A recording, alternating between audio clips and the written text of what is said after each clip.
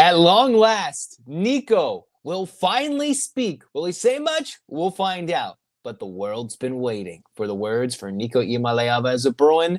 What's he going to talk about? Well, there's quite a bit to talk about.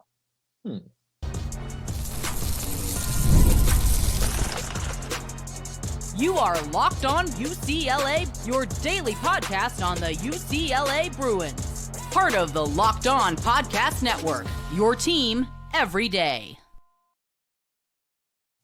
Welcome, everybody, to this edition of the Locked On UCLA podcast. I'm your host, Zach Anderson-Yoxsimer. Thanks for making this show your first listen each and every day. It's free wherever you get your podcast, and it's available on YouTube. Like, comment, subscribe, download. Thanks for your support. Welcome back, everydayers. This episode is brought to you by Monarch Money. Take control of your finances with Monarch Money. Use the code LOCKEDONCOLLEGE at monarchmoney.com for 50% off your first year.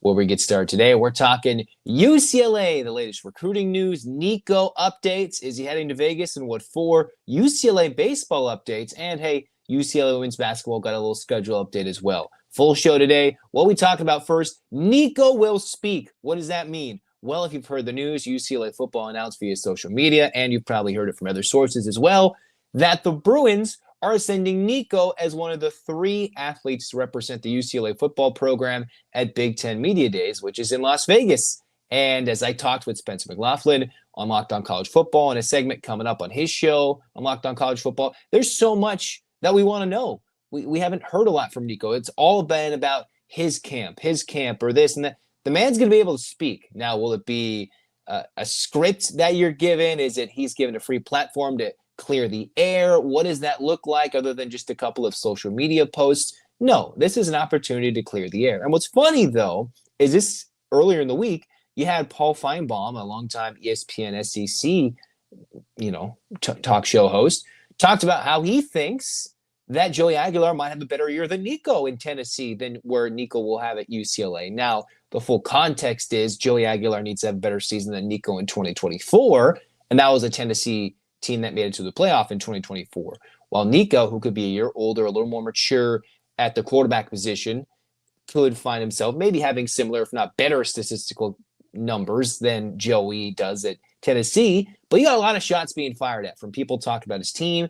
Myself, you got Brian Smith of Locked On the Portal. Everybody's wondering how much of this is Nico, how much of this is being told from his team, the people around him. Then you bring in Madden, who's come into the equation, his brother, who initially committed to UCLA, went to Arkansas, then transferred back to UCLA after being a one-time class of 2025 pledge and now part of the transfer portal after early enrolling in Arkansas. So much to be answered, and there's an opportunity for him to speak.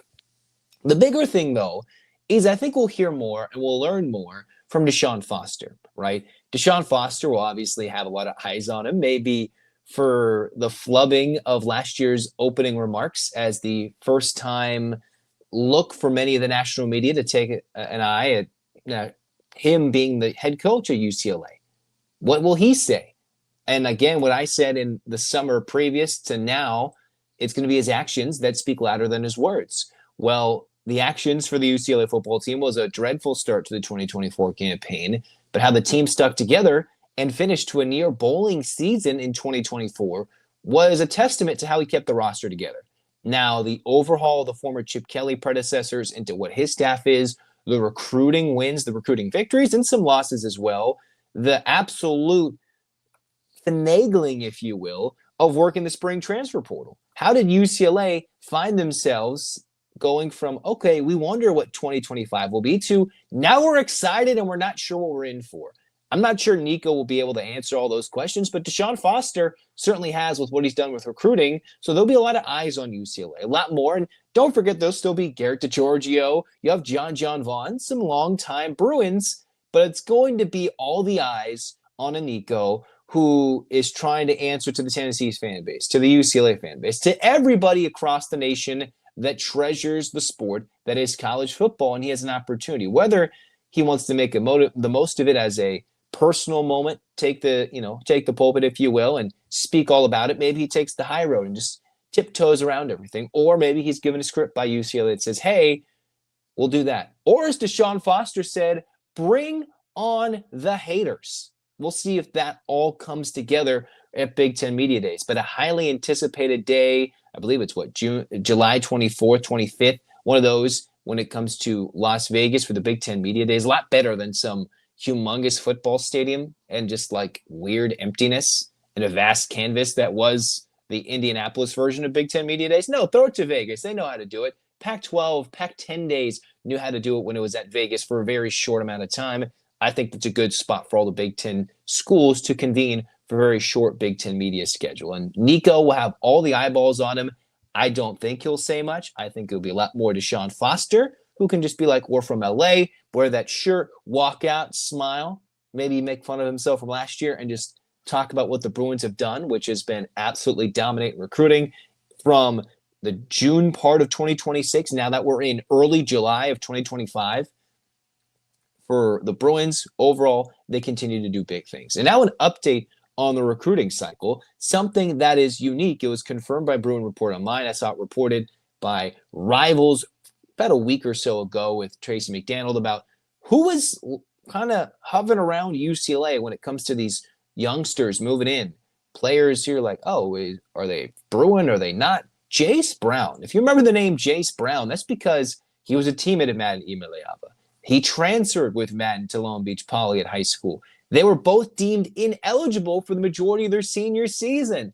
And out of nowhere, they both flipped to the same college. They both flipped away from UCLA. If you remember me going absolutely ballistic in terms of, oh, what's going on with the UCLA recruiting in the winter? Well, because they lost some of their biggest recruits. They lost a lot of talent with some last-minute flips. It was Jace Brown, it was Madden, and then they lost one of the big D linemen to Ohio State. And you're like, that was a rough day. And then the Bruins came out and changed their offensive coordinator. And then next thing you know, things have started to roll in the right direction for the Bruins. Well, now Jace Brown, which, as I said, was confirmed by Bro Report, was already being poked around, and I saw pictures of it and postings of it from Rivals.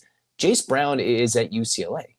So after all that, what could have been two of their top leading guys in this upcoming recruiting class are now just kind of mere footnotes to what UCLA did in the spring, what they brought in the transfer portal with Mikey Matthews, what they brought in with Javian Thomas, what they have in the receiver coach's room, what they have at the quarterback position, what they've done just about the entire roster.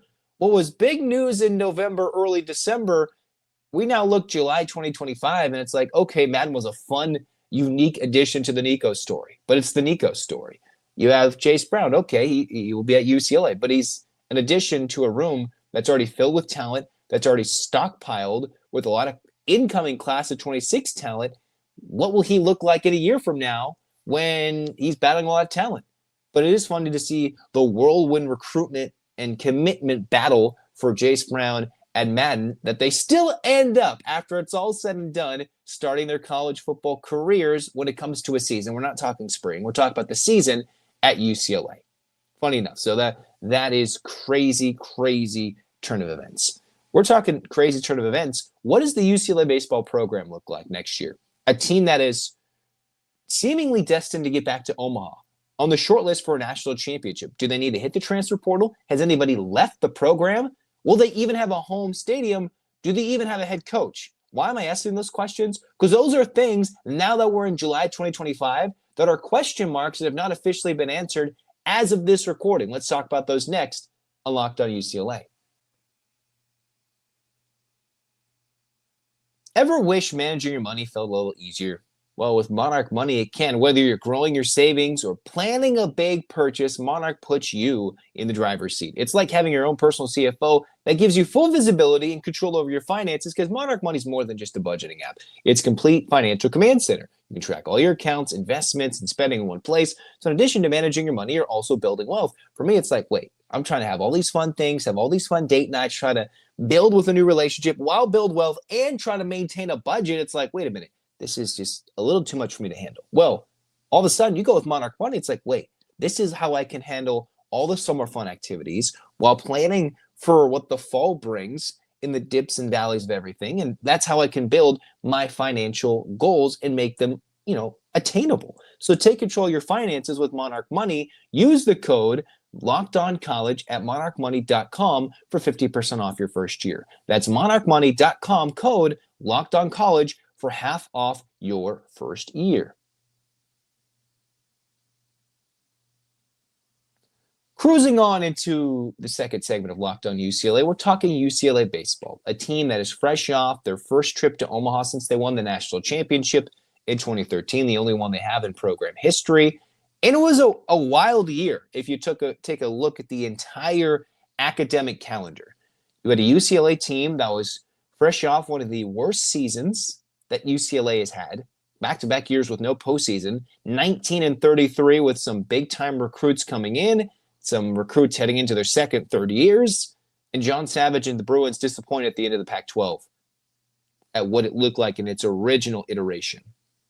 Then they moved to the Big Ten, where it looked like that would be a bit more of a chance for success, and right away, UCLA, co-Big Ten regular season champs, make to the final of the Big Ten tournament, host a regional, get to host a super regional, get to Omaha and win their opening game and have a chance to work their way battling deeper into the College World Series.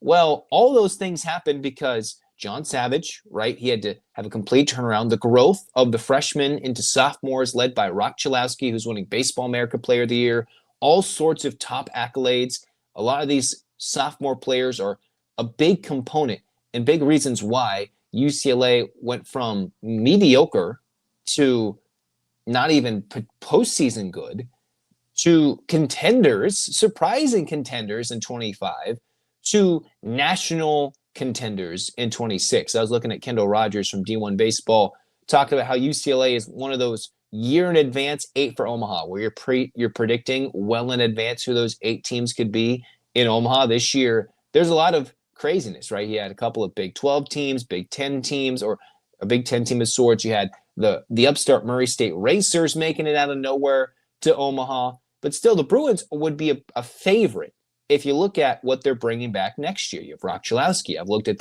the transfer portal, which has just slowly come to a close at this stage of the college baseball calendar schedule or calendar year.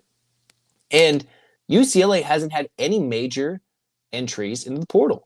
Now, they might lose a player or two to the draft or to eligibility, and John Savage has generally withheld from adding via the transfer portal. The Bruins have certainly lost some premier arms and a player or two to the transfer portal, namely to the SEC, where they'll throw their money around with the NIL until the revenue sharing age kicks in like it does now in July of 2025. But the Bruins haven't lost anybody, which means they're a big shoe-in to win the Big Ten and get to Omaha, right? Well, not quite. Why am I hesitant? For a team that is got pretty much everything going for them, if they can build their pitching staff, add to their pitching staff, if they do that, they would be clear-cut favorites to win their own conference and host a regional, right? Well, that's kind of one of the two questions in play. How do you build your pitching staff? Well, it's been usually hard work from John Savage. And while I've seen from D1 Baseball, they reported the Bruins have an assistant coaching opening. If you kind of look at what the contract situation was for John Savage, he had a big extension after winning the national championship back in 2013. His contract heading into the beginning of July 2025 was set to expire. At the end of June 2025, it's set to expire. And there's not really been a full update publicly as to what that is. The assumption is the winningest coach for UCLA baseball and the only coach to win a national championship, he's going to stay there. And with what they've brought back, he's going to, keep in line with what they have. And you wouldn't just switch that with all the players wanting to return and all the question marks heading towards UCLA baseball in this next offseason or in 2027. But John Savage, technically, heading into July 2nd, 2025, when I've recorded this, has not had a public update as to what I've seen, what his contract situation is. Now, I think that's less of a question mark. I think that should get done, and it shouldn't really be a problem. But that is something that we have to look forward to when you see, John Savage, UCLA, contract extension. You're like, what does that mean? It's because that contract was set to expire at the end of June 2025. Now, should be a problem. The biggest logistical issue facing the UCLA baseball program is a problem that started in fall of 2024 that really set the tone for this 2025 season for the UCLA Bruins. They almost, and for the majority of their offseason workouts, did not have a home. Jackie Robinson Stadium, which is a leased stadium or a stadium on leased land for UCLA, it's on veterans' lands. a federal judge says, no, you can't. That's not being used correctly for the lands. We can go and I'm not going to really dive in as to whether it's the right or wrong decision. But basically, UCLA was going to get kicked off of land before a last-minute agreement for UCLA prior to the 2025 season was you double your rent, which was $600,000, the eventual agreement, just to play baseball. And then you can stay at this field only through the 4th of July in 2025. And I record this on the 2nd of July. All right. John Savage, nearing his end-of-year press conferences at Omaha when he was being asked about these questions, were, yeah, they have a decision coming up soon, and nothing's been announced. And nothing has been announced as of this recording when I'm talking about the future of UCLA baseball in terms of where they will play in 2026. A team that is destined, seemingly, to get back to Omaha, that could legitimately, with an added piece or two, some more growth by some players in certain areas, namely the weekend pitching staff, the starting staff, they can get to Omaha and can compete to win in Omaha if that's the case. All right, you would think, okay, that would make a lot of sense. Well, where does UCLA play? If Jackie Robins Stadium is closed, UCLA could, one, do the USC method, which was USC had to wait a couple of years, build a stadium, and play as the traveling, not circus, if you will, but traveling road team, if you will. They had to play at LMU. They had to play at Great Park. I'm pretty sure I think USC had to play a game or two at maybe Pepperdine, if I'm not mistaken. But mostly their games were played in Irvine at OC Great Park, played at Cicerone Field, home of UC Irvine, or LMU. So if you're thinking USC, a team based in downtown Los Angeles, would have to bus down to Irvine just to go play a weekend series back and forth. Obviously, SoCal travel is different, but traffic is annoying. The Bruins, UCLA Bruins, they had to practice at Harvard Westlake, the local LA Valley College, Birmingham High School. And John Savage told about how the makeup and the morale of the team boosted and bonded because of all the time spent in traffic, busing just to off-season workouts, which may have curtailed some NCAA rules about how long they could practice. But who cares about the NCAA nowadays? What UCLA might be able to do, one, go play at USC. Remember when Pauley Pavilion had a lot of renovations, UCLA played at USC's former basketball arena, the sports arena, for parts of seasons when they were running around with the basketball team not having a true home. It wasn't the most memorable season, but the basketball team did have a year without a true home gym when Pauley Pavilion was being renovated.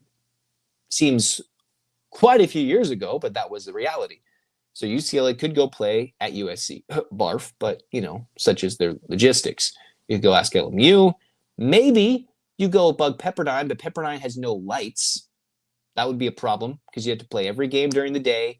And if Pepperdine already has a compacted schedule, very tight campus, that's a private school, so trying to weave in and out of playing in Pepperdine, that would be a unique situation. Do you go to LMU and see if you can get the same situation at LMU that USC did? Or do you just call Great Park in Orange County and say, hey, can we play there and have a similar standing like USC did? We just change all those USC logos to UCLA logos. That's where UCLA played, quote unquote, at USC near the end of the regular season in 2025, this last year, where they played UCLA at USC. They went to Irvine. The Battle for Los Angeles was staged in Orange County. And if you're going on a rotating back and forth schedule, UCLA, which would be slated to host the Big Ten regular season series this year, could potentially host them, the Battle for Los Angeles, in Orange County. Again, if that's to be the case. But there hasn't been an update. The lease has been agreed upon until the 4th of July. So while it's all Independence Day, everything cool, we're sitting there and that would be the end potentially of Jackie Robinson Stadium. While I record this, there's been no answer. Do they extend the agreement? Right? Is it an extended agreement until UCLA comes up with a plan? Right? Is it, can UCLA get an extension for 2 more years? But within those 2 years, you have to not only outline a plan, but start construction on a new stadium that may be on campus. And we've already talked about UCLA's need. Some of the fans, I've discussed this a long time ago on Locked On UCLA. Do they want an on-campus football stadium? Do they want an on-campus this? Do they want closer venues to play football? All those things.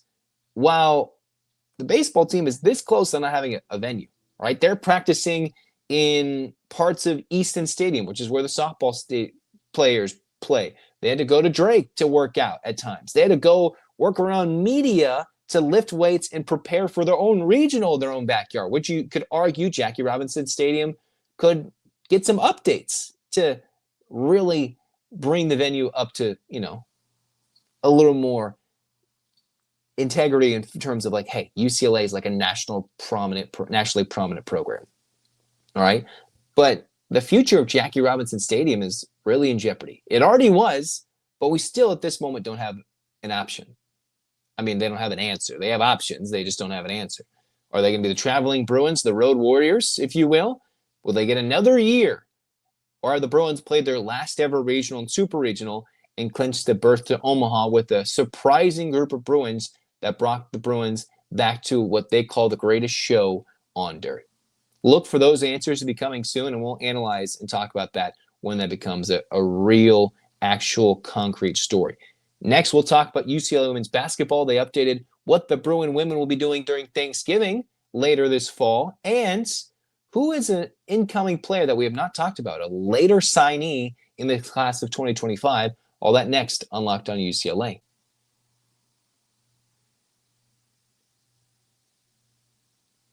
Finally, the third segment for this Locked On UCLA episode and an update on the UCLA women. Right now, you probably see a lot of the UCLA women's basketball accounts posting about their players playing internationally. We'll talk about that in a day or two, what the Bruins we expect to contribute a lot this season, what they're doing with their offseason work, a lot of which playing for Team USA like Gianna Kneepkens. You have Lauren Betts, who I think just visited with the U.S. women's national team on the soccer side. You have Gabriela Jaquez playing with Team Mexico. You have Angela Dugalich, who just played in a Eurobasket tournament. A lot of fun things going on for the UCLA basketball program, including, well, maybe not a fun thing, but newsworthy things, including losing the associate head coach. But the biggest news for UCLA coming in was a late add to the class of 2025. And I didn't get to this in early to mid-June, but I am going to talk about this now. Another European player for UCLA, another international recruit, Christina Karamuzzi-Siegel, if I'm saying that correct, from Sweden, comes over because UCLA lost a lot of players.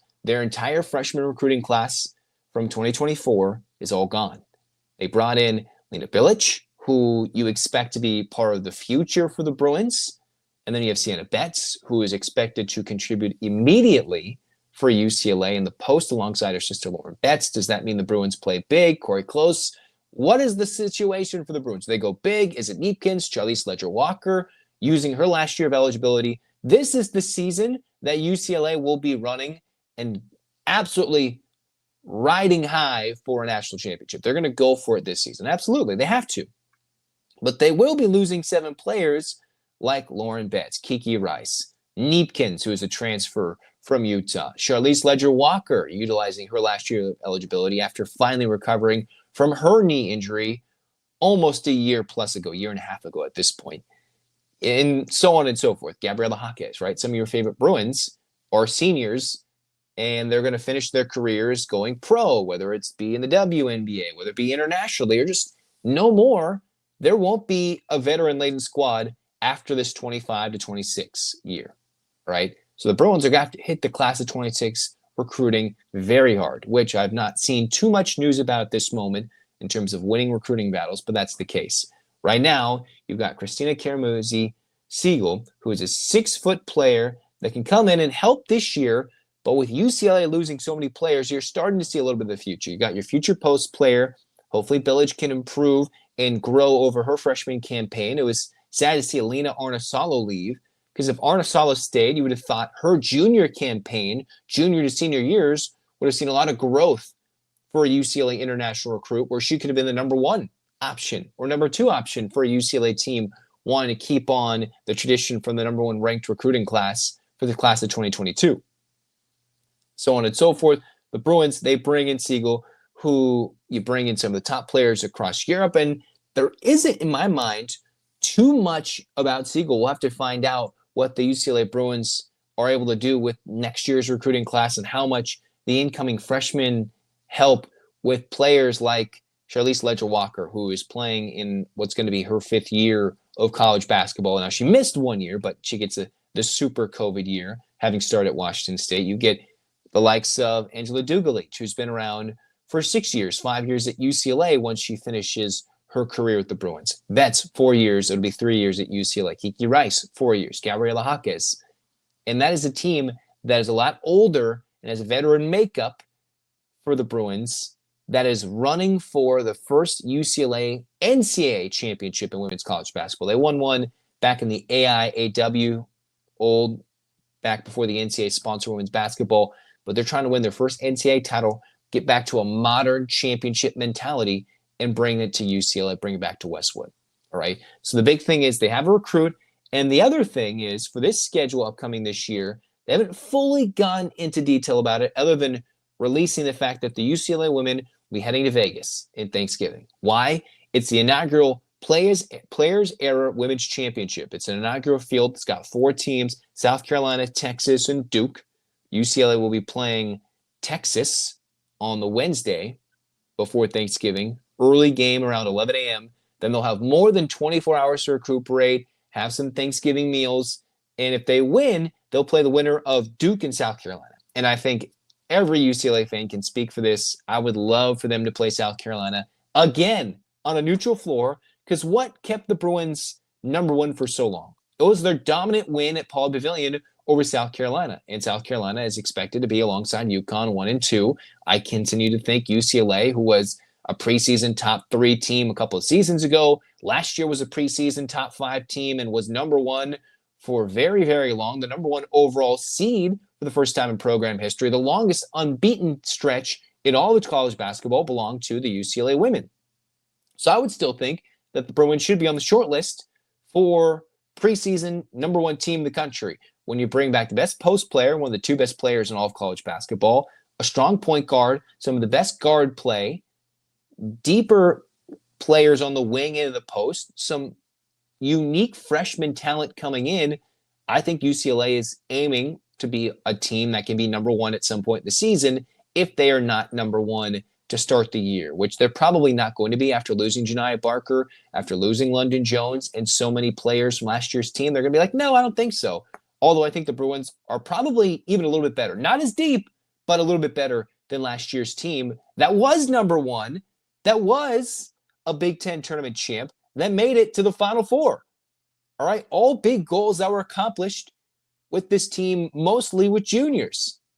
And now here they come back as the seniors, as a senior class for one final run at it with some reinforcements from injury, from the transfer portal, and just an overall new mental makeup. So the Bruins come in, and with Corey Close, they continue to find these tournaments, these opportunities. Last year, they went to Hawaii to play 3 games in 3 days, which prepared them for the Big Ten tournament. 3 games in 3 days, and UCLA won that. They beat USC, and that helped propel them to the number 1 overall seed by beating USC after having experience with a 3 games in 3 day format.